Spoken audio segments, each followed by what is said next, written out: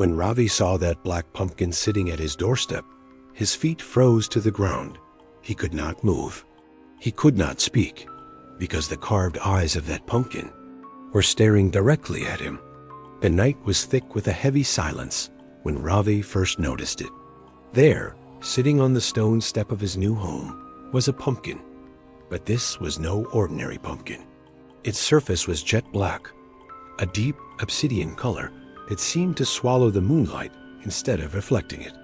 Strange, jagged symbols were carved into its skin, symbols Ravi didn't recognize, but they felt horribly familiar, like the half-forgotten details of a nightmare. Ravi was just 25, a city boy from Lucknow, come to the village of Andepur to sort out his late uncle's property. The property was a crumbling haveli, a massive old house standing at the edge of the village like a forgotten tooth. The villagers had tried to warn him. When he first arrived, old Kamlabai, the woman who sold chai near the entrance, had grabbed his wrist with surprising strength. "Do not stay after dark," she had whispered, her eyes wide. Andepur belongs to something else once the sun goes down. Ravi had just laughed it off. He was educated. He didn't believe in ghost stories. But now, standing at his own doorstep at 11 o'clock at night, staring at this impossible black pumpkin, all of his modern education felt like it was dissolving into thin air. He couldn't bring himself to touch it with his bare hands. Using a cloth, he carried the pumpkin inside and placed it on the kitchen table. Under the harsh electric light, the carvings became clearer. These weren't random scratches. They were deliberate, precise, and deeply unsettling. Some of them looked like eyes. Others looked like mouths stretched open in silent, eternal screams. And right in the very center, carved deeper than all the rest, was a hand with a spiral in its palm. Ravi's hands were shaking, but he managed to take a photo of the symbols and sent it to his college friend, Arjun. Arjun was a bit of an expert, having studied Sanskrit and ancient Indian occult texts as a hobby. The reply came back in minutes, which was strange for so late at night. A message read, "Delete this photo. Burn whatever you found this on. These are Vam Marg symbols, left-hand path tantric markings. The hand with the spiral is the mark of a Mahakali invocation ritual. Someone placed this deliberately. This is not a joke, Ravi. Leave that house tonight." Ravi stared at his phone, his blood turning to ice. Then he looked up at the pumpkin. Its carved eyes seemed to stare right back into his soul. He didn't leave. That was his first mistake. He told himself it was just stubbornness. The property was worth a lot of money, and he'd driven 6 hours to deal with the paperwork. He wasn't going to run away because of a painted gourd and a superstitious friend. So he moved the pumpkin to the outer courtyard, locked the Haveli's heavy wooden doors, and went to bed. The whispers began at 2 in the morning. They were soft at first, like someone murmuring prayers in the next room. Ravi tossed and turned, convinced he was dreaming. But the whispers grew louder, more insistent. It wasn't prayers. It was a single phrase, repeated over and over in a voice that seemed to come from everywhere and nowhere at once. "Wapazae, wapazae, wapazae. Come back, come back, come back." Ravi sat bolt upright in bed. The room was pitch black. The power had gone out, not unusual for a rural area. The only light was a pale silver rectangle of moonlight on the stone floor, cast from the window. And through that window, from the courtyard outside, came a faint, sickening orange glow. The black pumpkin was glowing. The next morning, shaking and utterly exhausted, Ravi went to find Kamlabai. The old chai vendor took one look at his pale face and immediately closed her stall. "Come," she said, her voice grim. "I will tell you what you need to know." She took him to her small home and, after giving him a glass of water, she began her story. 70 years ago, Kamlabai started, there was a tantric in this village. His name was Nagbushin. He wasn't born evil. No one is born evil, child, but he learned things he should not have learned. They say he went into the deep jungles for 12 years, studying the black arts under a guru whose name decent people do not speak. When he came back, he was different. His eyes were wrong. They were too still, like painted eyes in a portrait. She paused, taking a slow sip of her own tea. Nagbushin wanted power over life and death. The rituals of Vangmarg, the left path, require sacrifice. He began with animals. Then, God forgive us, the animals were not enough. 3 children disappeared from this village over the course of 2 years. No bodies were ever found. But everyone knew. Ravi's throat was dry as dust. He could barely whisper the words. What happened to him? Kamlabai looked at him with eyes that had seen far too much sorrow. The village came together. They burned his home to the ground. They thought they had burned him too. But Nagbushan had performed a ritual, a stavar bandhan, a binding of his soul to an object. He bound his spirit to a pumpkin, one grown in cursed soil, watered with his own blood, and carved with the symbols of invocation. Her gaze was intense. That pumpkin, child, can never be fully destroyed.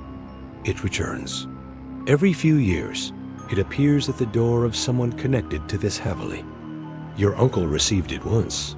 He was strong enough to resist it, but the pumpkin always comes back.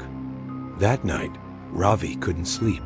Every creak of the old Haveli sounded like a footstep. Every gust of wind sounded like a whisper calling his name. He barricaded the door to his room with a heavy chair, but he knew it was useless. Around 3 in the morning, the scratching started. It wasn't coming from the door or the window.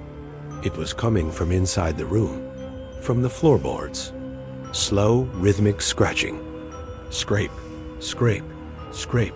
Ravi grabbed his phone, using its flashlight to scan the room. The scratching stopped. He held his breath. Then, from the darkest corner of the room, a voice, clearer than before, whispered, Wapes, come back. Ravi screamed and scrambled out of his bed, fumbling for the lock on the door. He ran out of the Haveli and didn't stop running until he reached the main road, his heart pounding against his ribs like a trapped bird. The sun was rising as he stood on the road, gasping for air. He felt a fool, but also felt an overwhelming sense of relief.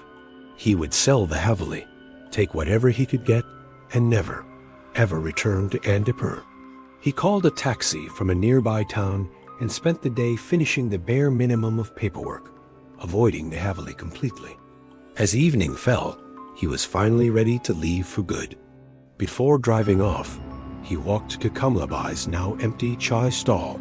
Tucked into the wooden frame was a small clay pot. Inside was a single marigold and a handwritten note. Some souls are tied to a place. Do not let it tie itself to you. Go and do not look back. Ravi got into the taxi and told the driver to head for Lucknow. As they drove away, he risked one last glance in the rearview mirror. He could see the silhouette of the Haveli against the darkening sky, and on the road leading to it, just at the edge of the village, he saw a small round object. It was black, and even from that distance, Ravi could have sworn he saw a faint orange glow begin to pulse from within it, a malevolent heartbeat in the gathering dusk. The pumpkin was waiting, and he knew, with a certainty that chilled him to the bone, that it would always be waiting. Thank you for watching. If you enjoyed this story, be sure to like and subscribe for more Tales from the Shadows. Stay safe out there. The ritual begins. Ravi returned to the Haveli with new dread pooling in his stomach. The pumpkin was still in the courtyard where he had left it, but something had changed. The black surface was now warm to the touch. He discovered this accidentally when he stepped too close and brushed it with his fingertip. He yanked his hand back as if burned. The symbol on his fingertip, the spiral hand, had transferred itself to his skin. It glowed faintly, a deep red, like an ember beneath ash. His phone rang. It was Arjun.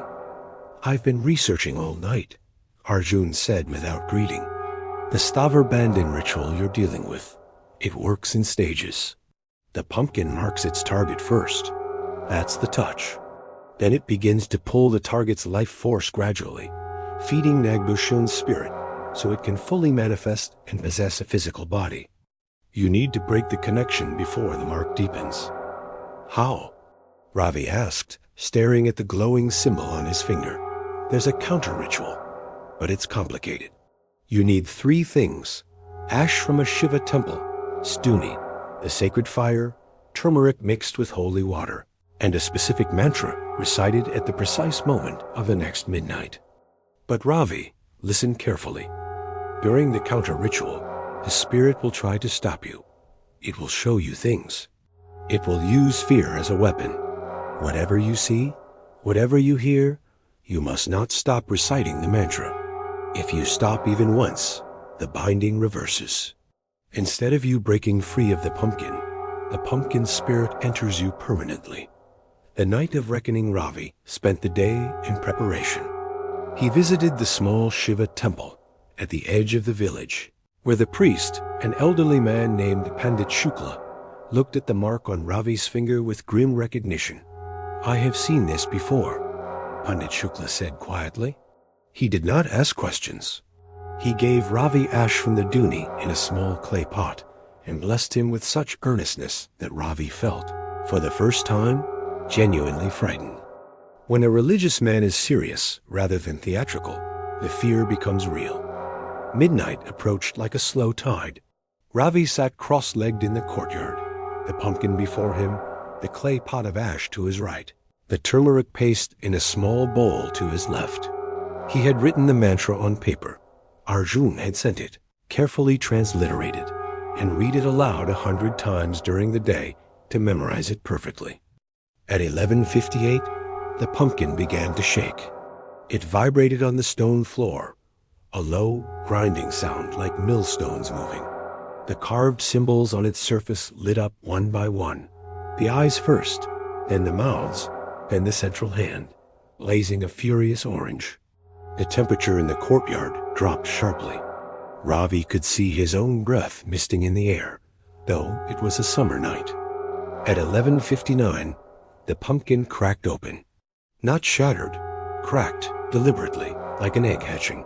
From within it came a darkness that was somehow darker than the night around it, a shadow that moved with intention and crawled up the courtyard walls like smoke that had learned to think. And then Ravi saw his mother. She was standing at the courtyard entrance, her face pale, her eyes wide with terror. "Ravi!" she screamed. "Ravi, help me! I'm in pain. I'm dying. Please come to me, please."